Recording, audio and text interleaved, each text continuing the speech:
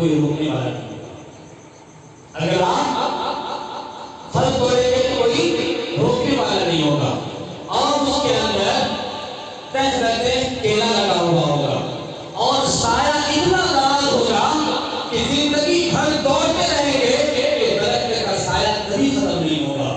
اور اس کے اندر جو بیل ہوگا وہ مٹکا کے برابر ہوگا اور ان کا چھلکا وہ کھجور کے گٹھلی کے بیچ کے اندر جو ایک چھلی باریک سا جھلی ہوتا ہے اس سے زیادہ بدلا اس کا چھلکا ہوگا.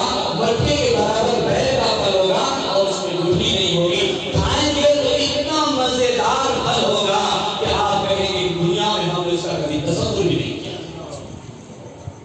ایسی ایسی نعمتیں اللہ نے جنت میں بیان کر کے رکھا ہے. کیا ہم جنت کے لیے کوشش کریں گے نہیں کریں گے؟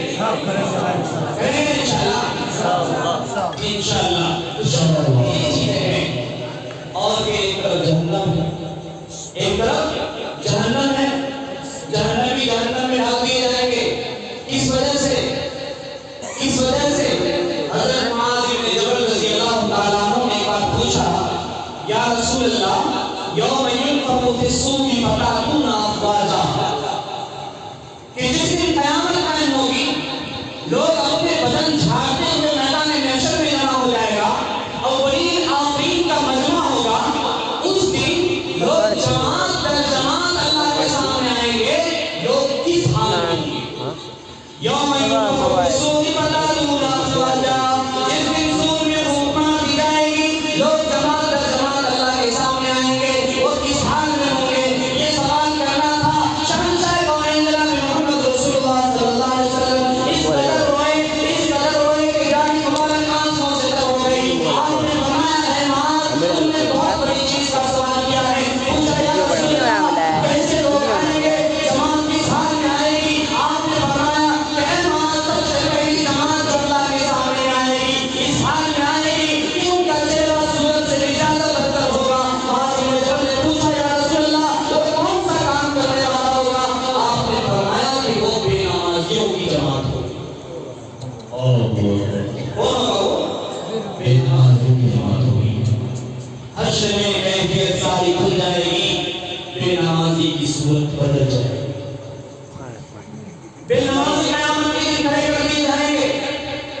ابھی ایک صاحب نے آپ کو بتایا تھا یوم یکشف عن ساق ویدعون الی السجود فلا یستطیعون. اللہ تعالیٰ اپنی پیٹھی کا اظہار کریں گے اور اللہ فرمائیں گے ویدعون الی السجود, آؤ میرے سامنے سجدہ کر کے دکھاؤ. تو سجدہ کرنے والے سجدہ میں چلے جائیں گے اور جو سجدہ نہیں کیے وہ کھڑے رہیں گے. ان کے گلے میں آپ کا توپ ڈالا جائے گا, ہاتھ میں کنڈا لگایا جائے گا, پاؤں میں بیڑا لگایا جائے گا, منہ کے بل سے اور اس کو جہنم میں ڈال دیا جائے گا. منہ کے بل سے جس چہرہ کو اللہ نے اوپر بنایا تھا انہوں نے اس کو کیا کیا؟ اللہ کے سامنے نہیں جھکایا. تو کل قیامت کے دن یہی چہرہ ذلیل ہوگا, رسوا ہوگا اور ان کے بل سے کر جہنم میں ڈال دیا جائے گا اور ان کا یہ چہرہ سورج سے بھی زیادہ بدتر ہوگا. کون کون آج سے پابندی سے نماز پڑھیں گے؟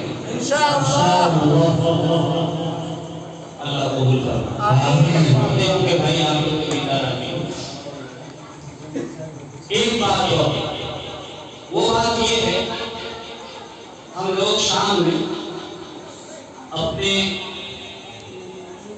مرغوں کو, مرغیوں کو, بکریوں کو اور گھر میں جو چرند پرند اور سب کو کیا کرتے ہیں, گھر میں شام میں اپنی اپنی جگہ پر گزار دیتے ہیں. گزارتے کیا گزارتے ہیں؟ ایک بکری اگر ادھر چلے جائے تو ان کے تلاش میں پورے بستی کو چھان مارتے ہیں. صحیح بات ہے کہ غلط؟ صحیح بات ہے. ایک مرغی نہ آئے تو رات کی نیند سب کی حرام ہو جاتی ہے. صحیح بات ہے نا؟ ایک مرغی اور ایک بکری کے لیے اپنی رات کی قربانی ہم دے دیتے ہیں, لیکن ہماری گھر کی جوان بیٹی مغرب کے بعد باہر رہتی, ہمیں اس کی فکر نہیں رہتی. ہمارے گھر کا مستقبل, ہمارے گھر کا بیٹا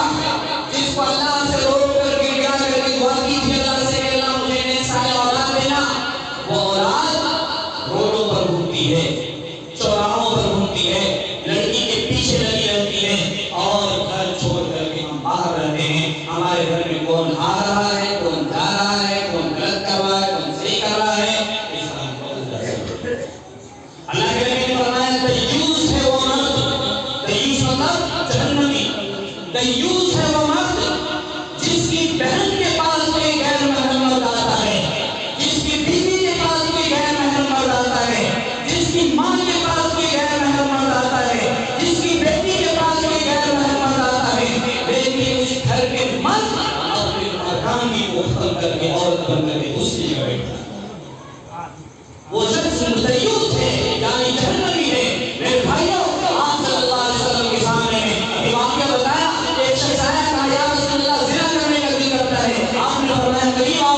زنا کرنے کا دل کرتا قریب آؤ. زنا کرنے کا دل کرتا قریب آؤ.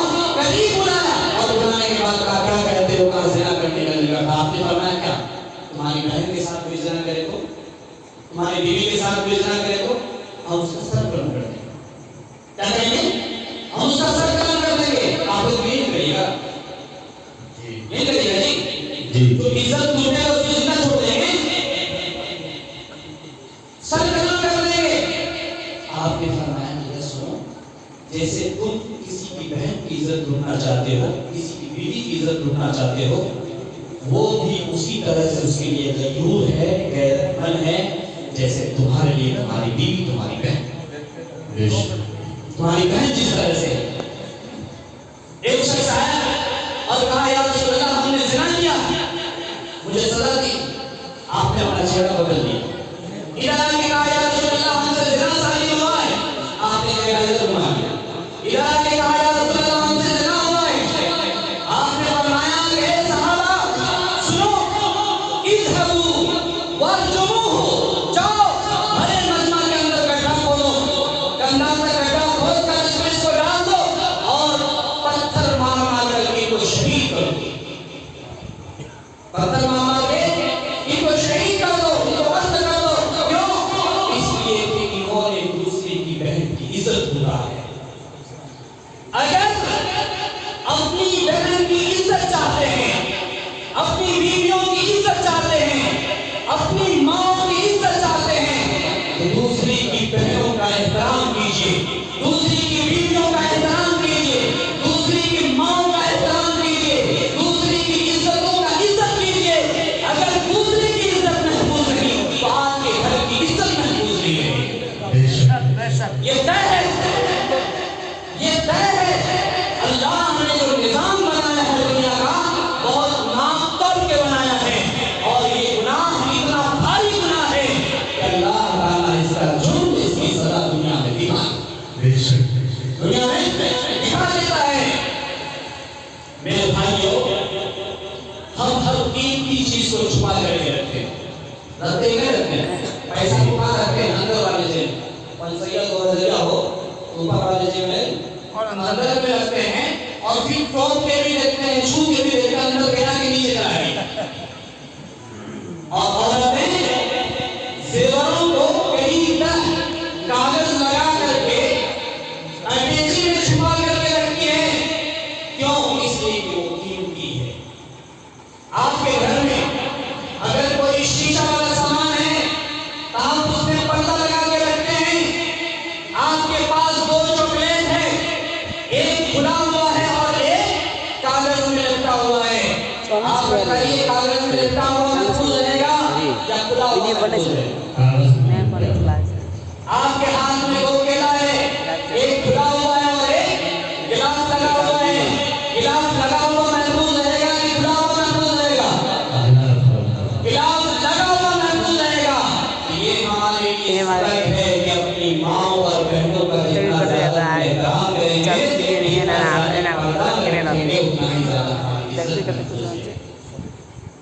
زیادہ عزت محفوظ رہے گی. پردہ رکھنے کا مطلب نہیں ہے کہ گھر میں بند کر دیجیے اس کو. اس کا مطلب یہ نہیں ہے کہ گھر میں وہ چہرہ کھول کے بھی نہیں چل سکتی ہے. اس کا مطلب یہ نہیں کہ ان کا ہتھیلی میں نہیں کھل سکتا ہے. اس کا مطلب یہ نہیں کہ وہ ڈاکٹر کے پاس بھی نہیں جا سکتی ہے. اس کا مطلب یہ نہیں کہ ضرورت کے وقت وہ مارکیٹ نہیں جا سکتی ہے. اس کا مطلب یہ نہیں کہ وہ آپ کے ساتھ سفر نہیں کر سکتی ہے. اس کا مطلب ہے وہ سفر کرے گی، وہ ڈاکٹر کے پاس جائے گی، وہ اپنی ضرورت کے لیے نکلے گی، لیکن پردہ کے ساتھ نکلے گی اور محرم کے ساتھ نکلے گی. بے شک نکلے گی، محرم کے ساتھ نکلے گی اور پردہ کے ساتھ نکلے گی. لیکن آج ہوتا کیا ہے، شوہر اپنی بیوی کے ساتھ چلنا پسند نہیں کرتا ہے، غیر مردوں کے ساتھ چھوڑ دیتا ہے. میرے ساتھ جائے گی تو لوگ کیا کہیں؟ ارے ہمارے نبی، ہم سب کے نبی جب جہاد میں بھی جاتے تھے، غزوات میں بھی جاتے تھے تو کوڑا اندازی کرتے تھے کہ میرے ساتھ کون بھی جائے گی، کون بھی جائے گی، اور ان کو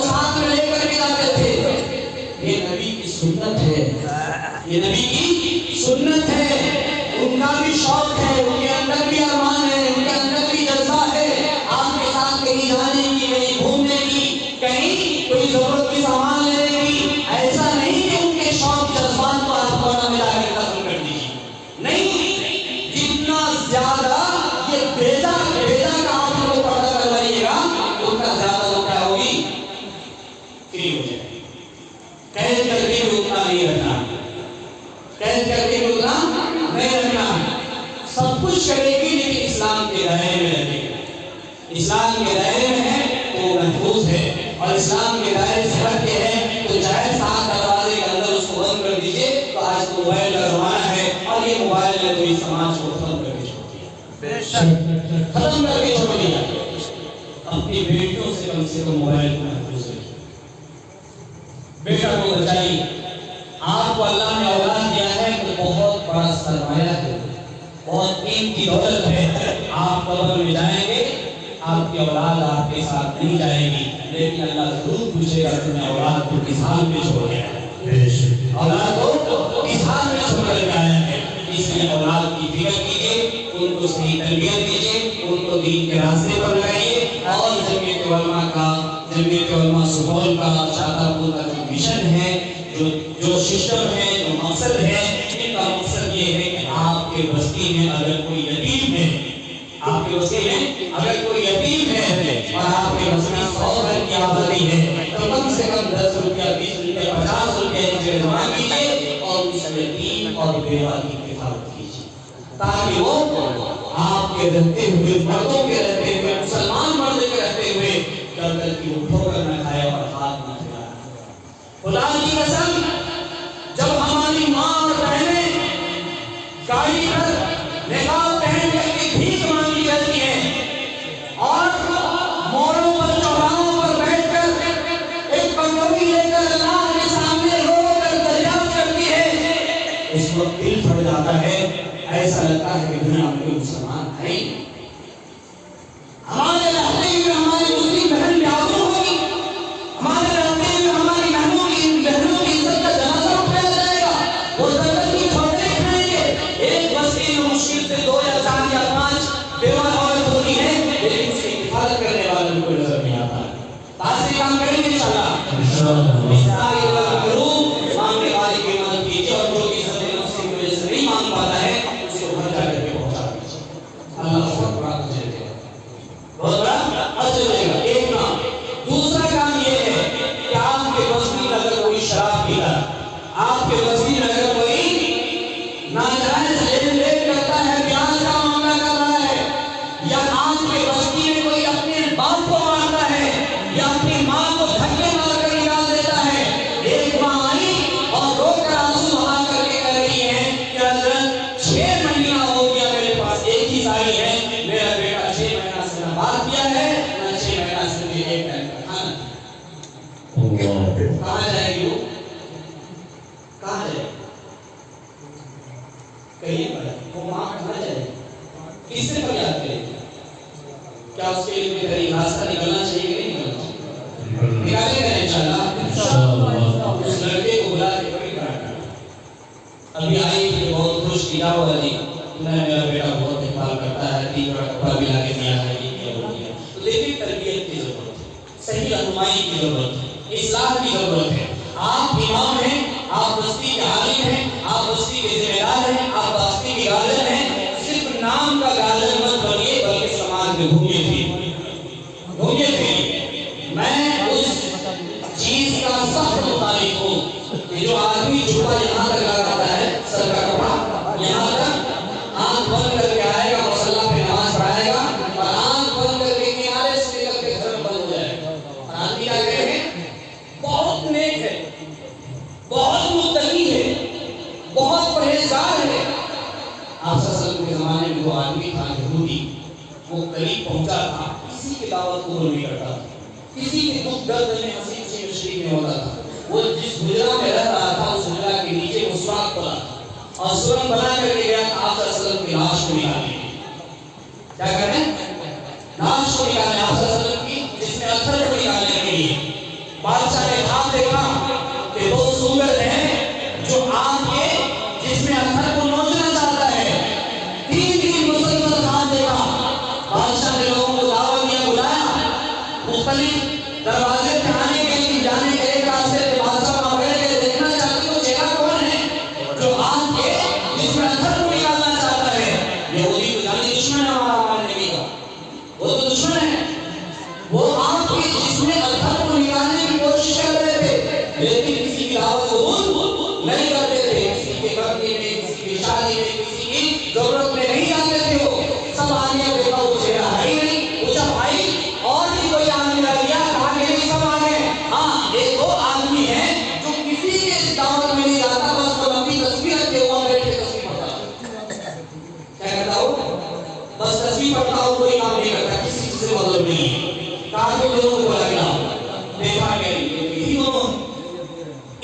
میں سارے لوگ ان کی نیکی کا گواہی دے رہا ہے، سارے لوگ کہتے ہیں یہ متقی پرہیزگار ہے، یہ کہیں جاتا ہی نہیں کرتا ہی نہیں تو گناہ کہاں سے ہوگا؟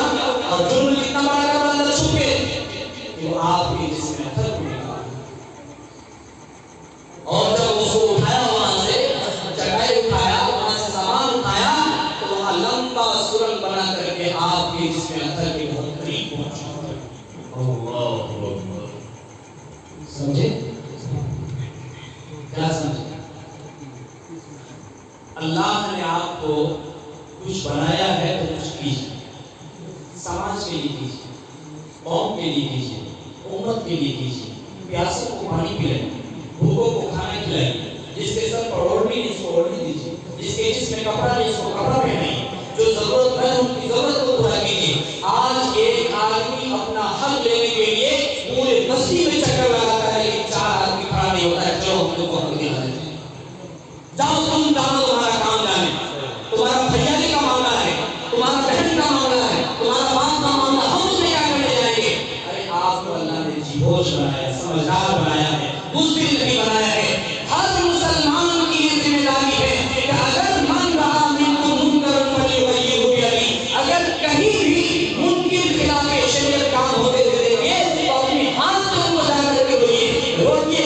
یہ ایمان کا سب سے اعلیٰ درجہ ہے آپ کا کہ اگر آپ نے ہاتھ سے جا کر کے روکتے ہیں، اور اگر اتنا بھی ایمان نہیں ہے تو کم سے کم اپنی زبان سے جا کر کے روکیے اور حق والے کو حق دلا دیجیے، تب جا کر کے آپ مومن ہیں۔ اور اگر ان کو برائی سے آپ نہیں روک پاتے ہیں تو سب سے آخری درجہ یہ ہے کہ آپ اپنے دل کو کم سے کم برا سمجھیے، کم سے کم اس کے ساتھ اٹھنا بیٹھنا مت کیجیے، ان کے مجلس میں بیٹھیے، وہاں ان کی دعوت قبول مت کیجیے، ان کا بائیکاٹ کیجیے، ان کا بائیکاٹ کیجیے، تب جا کر کے ان کو سمجھ آئے گا ہم غلط پر ہیں اور غلط کر رہے ہیں۔ اس لیے نیک لوگ نہیں جا رہا ہے، اس لیے نمازی لوگ ہمارے پاس نہیں آ رہے ہیں، ہماری دعوت قبول نہیں کر رہے ہیں۔ اگر ہم نیک کے ساتھ بھی ہیں اور دوسرے کے ساتھ بھی ہیں تو یاد رکھیے بنی اسرائیل کو اللہ نے جیسے قوم کے رضاکت خاصی بندر خنزیر بنایا اور نہ جانے کیسے کیسے بنایا اور ان کی جگہ پر دوسری قوم کو لایا۔ آج ہم مسلمان ہیں، ہماری حرکت بھی اگر نہیں بدلی تو یاد رکھیے گا سارے دوسری سے مٹا دیے جائیں گے۔ مسلمانوں سمجھ جاؤ، سمجھ جانے کا وقت آیا، اور سوئے ہو آپ ہوش میں آنے کا وقت آیا۔ اللہ تعالیٰ ہم سب کو پہلے سننے سے زیادہ عمل کرنے کی توفیق نصیب فرمائے اور علینا